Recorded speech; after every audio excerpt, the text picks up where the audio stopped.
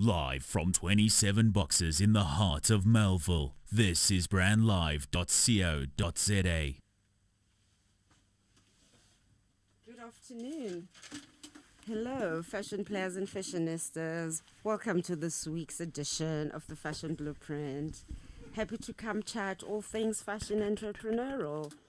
My name is Vanya Mangaliso. I'm coming you live from Melville, 27 Boxes, brandlive.com.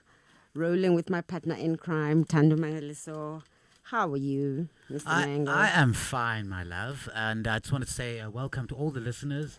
It is the 1st of December. As they say in Old Tsotsital, Ke December, boss. December means many, many things to us. It's a very sentimental time. It's that time that, we can all reflect on a long, hard year. Also meeting up with, family members that we haven't seen in a long time, as much as you want to see people a lot. Some people only get to see certain family members at this time of the year. It's also the time that we spend. It's been a hard year. Everyone wants to relax, whether it's in the bars, whether it's buying clothes, whether it's just having fun and under the sun with your family. So December is huge for South Africans in general. And, we're just happy that we all made it here. It's a long year and a great year, I think. Yeah, no, welcome. This is a space for all things fashion and entrepreneurial.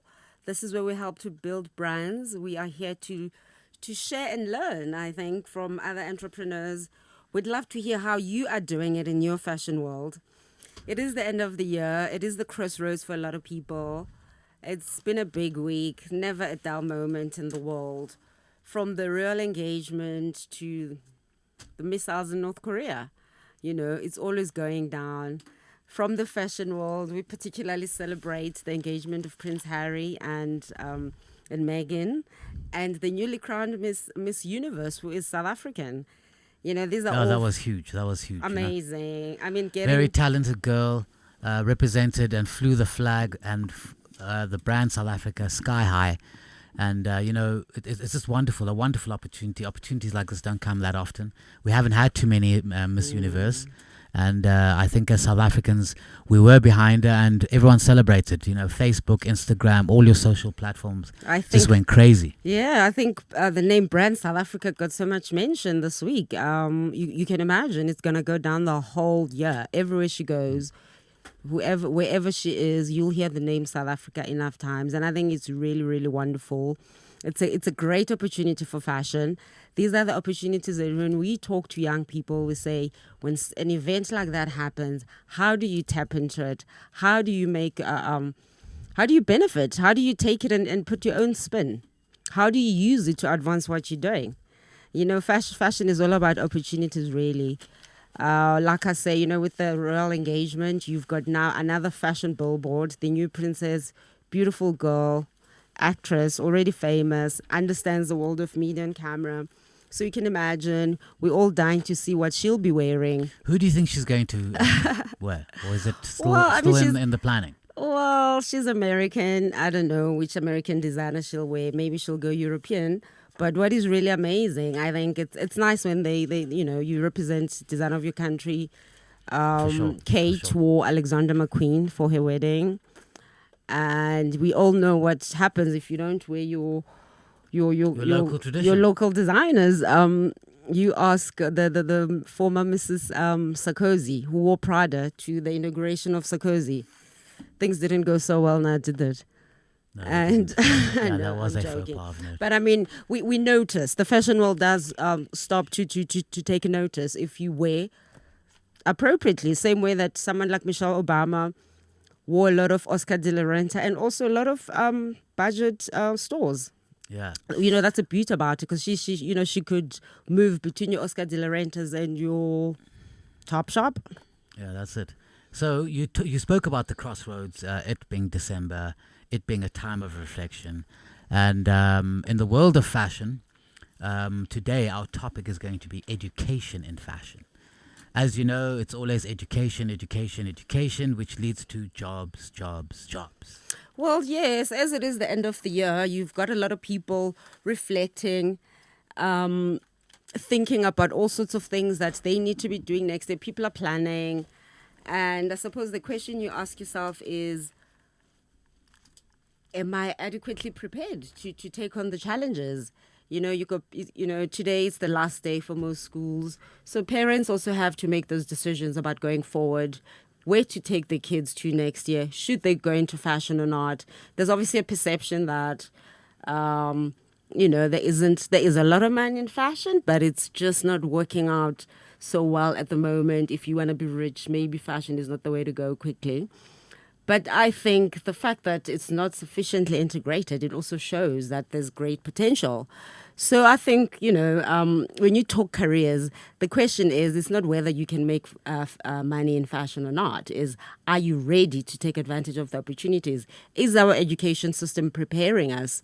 The current learning, the forms of learning, are they preparing us for life? For life in ahead, like our so my kids. question is, I've got a 16-year-old daughter with you, obviously, and Well, if you think of traditional post high school education, as much as there have been many strides made in fashion, fashion is gaining a lot of publicity. How do parents feel about sending their children to a fashion school? Well, you'd have to ask them, but I think the perception out there is that, every parent wants their kid to succeed. They don't want them to struggle. They want them to work hard, be challenged, but, to succeed. And I think it's also the fault of fashion that we don't highlight the successes enough. And we also need a sense of continuity to show if somebody wins, say, a particular competition, track them 3 years down the line. It would be good to visit them. So these are things that we are busy with through the Fashion Council, trying to talk to the Gauteng Film Commission to see if they can partner up with us, and they are. So we can start to document and tell the stories, so you can track people's careers, see where they go.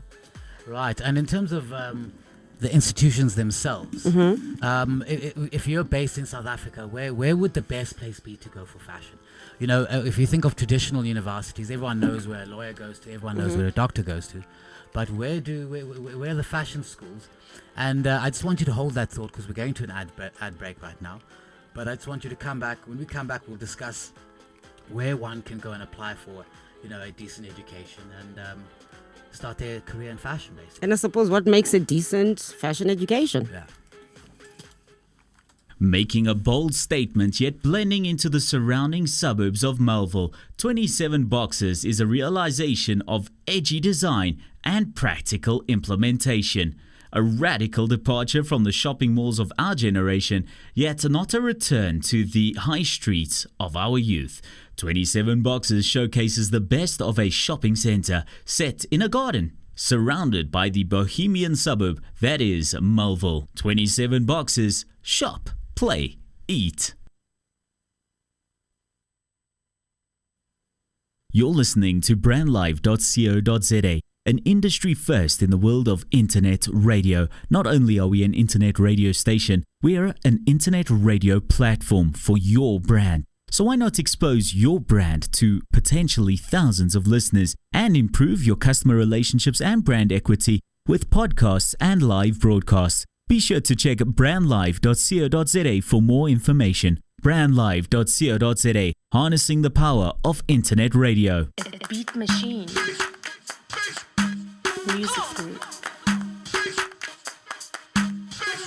Shake body, shake body, shake body, shake body. I say shake what? Hey, to shake what? Hey, Inyawo lam, ithanga lam, isisu sam, eziyam. Shake my body, umzimba wami wanratha kiyetsa so.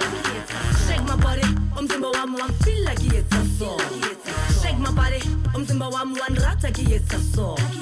Shake my body, umzimba wami wanfila kiyetsa so. Kiyetsa so, kiyetsa so, kiyetsa so,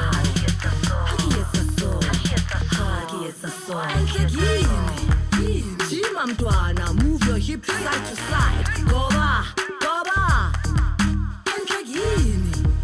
Tuluka budi susu mkhaba begi biya man goba, goba. Zunza mere wako, zunza mere wako, zunza.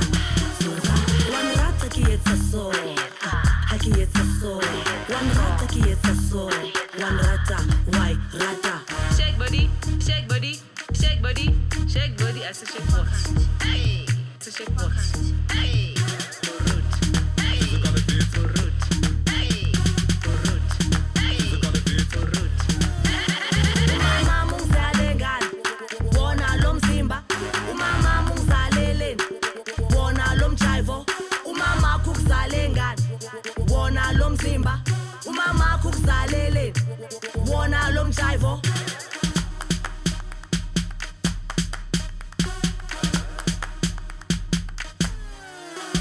umama mungizale ngani wona lo mzimba umama mungizaleleni wona lo mjivo umama ukuzale ngani wona lo mzimba umama ukuzalele wona lo mjivo inyawo lami Physically fit, ithanga lami physically fit, isisu sami physically fit, izi yami physically fit, inyawo lami physically fit, ithanga lami physically fit, isisu sami physically fit, physically fit. Shake body, Mawufuna ukuba physically fit. Wena ukhabonina ube physically fit. shake body, Umuntu lando physically fit. Uku touch your toes, move your hips, Asha. wona noma yini Kwele basikili, let me ride me gibela lo mshini. mshini wami Ebusuku nasemini, all night long ubona amabikini. zunza miri wako zunza miri wako zunza shake body, shake body, shake body, shake body as a check box. zunza miri wako zunza miri wako zunza miri wako zunza That's a December number, you know. Kaboniba, shake that body. I think everyone's going to be doing that at some point. It starts tonight, you know, December the 1st, the excitement of the festive. Ki December boss. You know what I mean? So like ngapha nangapha. Usa like lens. You should know better. Welcome back. We're talking all things fashion and entrepreneurial. Coming to you live from Melville, 27 Boxes, www.brandlive. Happy to be here. As we said, it's a great week. A time for crossroads, a time for decisions, all careers. So we want to talk about fashion education. Now, as you know, we've had a lot of interns come to our factory. We've worked with a lot of kids in and around Johannesburg, all over the country in actual fact. And my question to you is, are the universities and technicons doing enough to prepare these young people for the cutthroat world of fashion? Well, I think that is the question on everybody's lips, that you want to know, if you invest so much time and energy into your fashion career, will you make a success of it? And the parents want to know the same. And I think, you know, obviously talent is one thing. But at the same time, you need to sustain your creativity. This is the big thing. How do you enhance sustainability in creative industries? And I think, and I've had the opportunity to sit on many of these advisory boards for education at fashion schools. The most recent, where there's great things happening at TUT, where they're really leading in turning the fashion education more entrepreneurial. They're making great strides. Because if you look at, I mean, I've got a copy of the curriculum here. When you look at the curriculum, most fashion schools only introduce entrepreneurship, I think, in third year, if Only not in third second. year? Yeah. That's unbelievable, because if you think of fashion, you've got to be entrepreneurial from day one. And if you remember what we also said to the young designers that we were talking to, who were in first year at Lysoff, we told them, as much as they're just beginning, they got to think of the person that they're designing for and start designing for them, you know, within 6 months of them starting. Otherwise, how do you start developing that entrepreneurial flow only in the third year? Well, also to be enterprising, it's not really, we're just talking the basics for starters. For instance, you watch the pricing. It just starts there. Where they will design, you know, you find a young designer designing this really intricate, beautiful piece of work. And so you think that, you know, the point is to have somebody love it and buy it. You know, you don't design clothes just for the sake of making nice clothes. Somebody must love it and want it. And you look at the cost structure, completely unrealistic. As in, you make one jacket, you're not going to make another. You just won't be able to afford to make the second jacket, because they haven't spent time worrying about the money side of the business. They're not trained to think of the money side of the business. They're just trained to get the garments beautiful and finished. And when you don't think of money, you also don't think of time. So, I mean, you can design this beautiful jacket, but if it's going to take you 5 hours, how much will you charge the client? Will they be willing to pay that amount? These are the things when we talk about be entrepreneurial, as in, think of the process from concept right through to customer satisfaction, to that conversion where somebody's paying for it, because that's the whole point.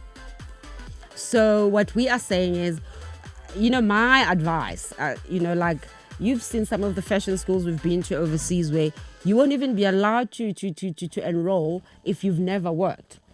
They actually want you to go and gain some experience, or even a degree, have a degree before you go to fashion school so you can understand what you're doing. And I think that's where we are in South Africa, where we need to really emphasize, because I think we all agree we've got lots of talent. That is not the problem. You see it every day. Lots of talent in South Africa. The Lots of ideas beautiful clothes. flowing. The resources are there. We've got the consumers. But obviously also talking about consumers, there we can do a lot more in terms of educating the fashion industry themselves in terms of the realities of the fashion world. And I'm talking the young people that are coming up. And also getting the consumer behind the fashion industry, the local industry. I think we still have a lot of work there. Okay. So in terms of the actual theory of the fashion design schools that they're laying out there, in terms of the pattern making, the drawing, the concepts, the grading, and how does that reflect in terms of the I people think coming out of technically, school? sure. This week I had a great opportunity to moderate as an external moderator for LISOF. I work a lot with them and we have a close relationship. So it's good that, beginning of the year, we'll welcome them in. We're there for orientation. We see them coming in. We see them working in groups. And then at the end of the year, we also get an opportunity to see their work at the final year show. So last week was a final year show. And end year show, sorry. And this week, I was moderating from first year right to final year. And the standard was really amazing for college, I must say. But one of the few things that I thought, it's such a pity that you see these great ideas coming out of college, but when you go to the local chain stores, I don't see these great ideas. There was a guy there, and it goes back to that whole thing of being entrepreneurial. The fact that they will come up with these beautiful designs that are, and when they're making them, they're not really thinking of who's going to buy it or which store am I going to sell it. For instance, if I wanted to sell it to Edgar's, the sportswear at Edgar's, what is the price range? They will not think like that. So these are the small things we're talking about when we be more enterprising. So if you're designing this beautiful jacket, where do you want to sell it? Do you want to sell it to your friends? Do you want to sell it through a chain store? Do you want to sell it through a boutique? These are things that they need to be thinking about. So even before they start. So in other words, it comes back to talent and sustainability. How do we link the two? Exposure, definitely. I think what we're talking about, it's that exposure and awareness before you even go into fashion college. I think we need to spend a lot of time encouraging anyone who wants to, I think the assessment, not necessarily the assessment, but I think the evaluation, you evaluating whether this career is for you. We need to spend a lot more time on that and emphasize. So in terms of work experience, where do you think designers should go? Should they focus more on being an exclusive single garment making designer, or how do you think it should work out? The opportunities for everyone in all facets of, fashion is a really, it's a wide world of careers. From blogging to styling. You don't need to make clothes to make money. You can be a designer that doesn't even produce. You can be a designer that doesn't even design. You can still go and you can earn money as a designer without designing. You can have a business. As you're saying that, you know what? As you're saying that, I'm thinking about all the things like fabric, selling fabric. You can sell fabrics. I'm thinking about all the people that make the cut and trims, as in you the can buttons, be a pattern maker. The webbings, and that's big business, huh? You can be a designer of trimmings. Right. You can be a supplier of trimmings. There's just so much. You can write. You can be a fashion writer. You can write Be for a fashion magazines. buyer as well. You can be a merchandiser for stores, which is where all of them end up, or most of our talent, because people want to sustain their lives, they end up going to work for the big chain stores, and we lose them as talents. As we were saying earlier, you see them designing these exquisite things, but they don't filter through, to mainstream our chain stores. And the problem usually is cost.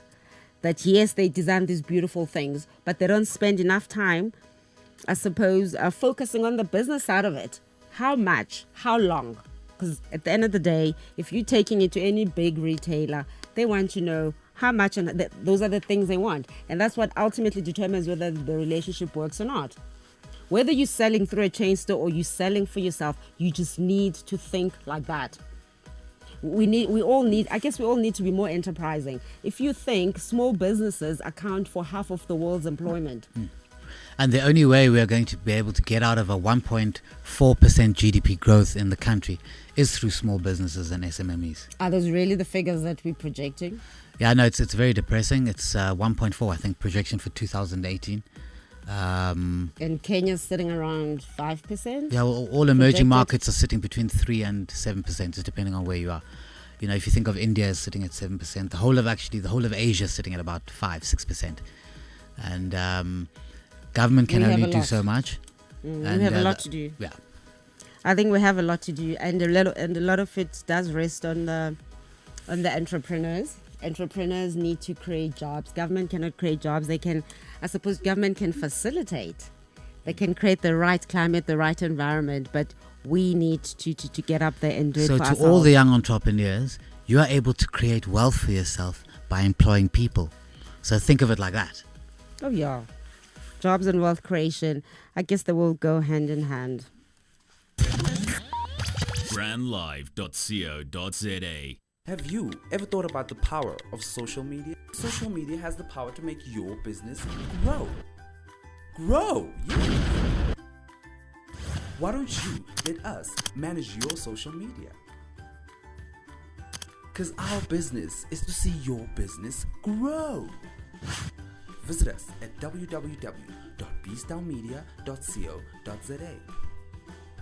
If you're looking for an information technology and communication solution company suitable for your small or medium-sized enterprise, then look no further than Hive ICT. They aim to provide SMEs with the same level of service expected by large corporations without sacrificing the personal relationship they have with their customers, offering remote and on-site support as well as IT system design, network design and installations, server and workstation maintenance and web design, web application development and more. Visit www.hiveict.com right away. With your camera. Welcome back to the Fashion Blueprint. We're talking all things entrepreneurial and fashion. We're here to share experiences and to hear from you. And today we're talking careers in fashion, and is our education system getting us ready to face the challenges ahead? Are our kids adequately prepared for careers ahead? As we said, half of world's employment can be attributed to entrepreneurs, small businesses. So if we do want to alleviate unemployment, create wealth, I think we need to spend a lot, we have a better chance in being enterprising. As a young person listening to our show at the moment, is it better to go to a private college, or do you think the traditional technicons and universities are the way to go? I think it really depends on the career that you want to have. I think as budget. As I said earlier, you actually need to. If I was a fashion student today, if I wanted to go into a fashion college, I would actually look at a career that I admire out there, or a business model that I would probably go and talk to that person and just find out, how do they get there? What is the easier way? It's I also believe that you don't always have to learn from your own mistakes. And also the career that you think you want, go look at it up close and personal. How is that person making money? Would you like to make money in this? Are you ready to, Okay. Well, I mean, you've been in the game for 17 years now. Sure. And we just want to know what in terms of your background in education, how did you actually get into fashion from an educational. Well, I'm a fashion entrepreneur. I didn't go to college to study fashion. Right. I came through business. For me, I saw fashion as a great communicator, as a platform to do the things that I wanted to do. And wow. and so I've since learned. I've since learned. I had to learn everything on the job. From scratch. I had to learn everything on the job. Standing above the machines, I had to first learn what a dot, what a seam was. And it's been quite a journey. I'll never forget when they asked me to go get an invisible zip. I didn't know what that was either. It's a zipper. I must So say. as they say in Old English, there are many ways to skin the same pig. I think people must be very focused and very serious about what it is that they want to do. Fashion is a very wide game. There are many opportunities, but as much as there are those opportunities, there are many pitfalls, because unlike the other industries in the country, whether it be mining, the law fraternity, or the medical fraternity, they are not as formalized and as structured as those industries at the basically. moment, but we're working on it one step at a time. With the establishment of councils around the country, it's the way of fashion to get organized, to be structured, and also to meet the challenges head on and make recommendations to the powers that be, the people that can help, the stakeholders that can help the industry. They need to hear from us as one coherent voice as the industry in fashion, and this is what we're trying to do. And I think the issue of careers, thank you for the messages that are coming through my phone and Twitter and that. And I think next week we'll bring on a guest. We would like to bring Zugi Mzozoyana. Zugi is a lady who goes around teaching, talking to kids at school level about entrepreneurship. We'd love to hear how she's doing, how she's making a difference. And let's see what we can learn from her, especially for us fashion players who want to make the most of this. Yes, because we do have a generational gap because of our past, but that should not hold us back. We need more entrepreneurs. We need more business-minded people to start from small business. And hey, you never know where this thing is going to end. But the more players there are in the industry, the stronger the industry becomes, and the more we are able to employ and close the job gap. I'm saying all the other industries are trying hard, but I think the biggest potential in terms of closing the job gap is in fashion. In that, if you think of, you can get someone with no skill at all. Within 3 months, that person can have a skill and they can begin to sustain themselves. They could even start a business if they were enterprising, because now they know how to sell. They can go and make something for someone and sell it.